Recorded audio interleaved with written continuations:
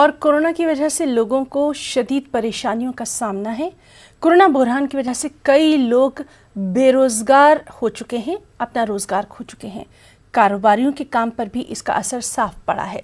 अहमदाबाद के हीरा और जेवरात के ताजरों को भी कोरोना की वजह से कारोबार में काफ़ी मंदी का सामना है, नुकसान का सामना है और ऐसे में इन कारोबार से जुड़े मुलाजमीन को अपने बच्चों की तालीम में कटौती करना पड़ रही है।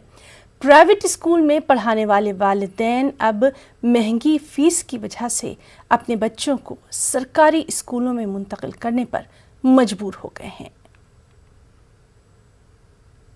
वर्कर सभी को बहुत ही तकलीफ में है अभी, और उसको कैसे उसको बच्चों को पढ़ाए, कैसे घर चलाए, क्या करे, वही बड़ा एक प्रश्न है।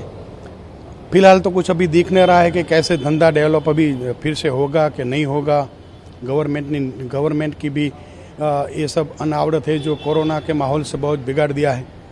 तो कैसे सब एकदम लाइन पर आएंगे अभी तो कहना मुश्किल है भाई साहब। दिवाली तक ऐसा लग रहा है कि 3-4 महीने भी अभी कुछ बिजनेस चलने वाला नहीं है।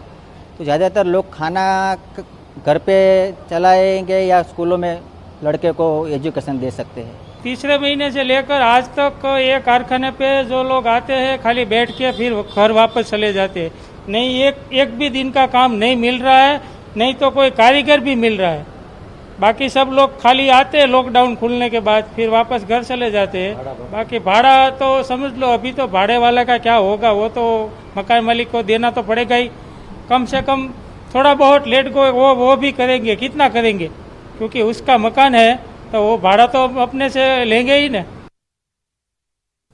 रुक जाएंगे एक ब्रेक के लिए।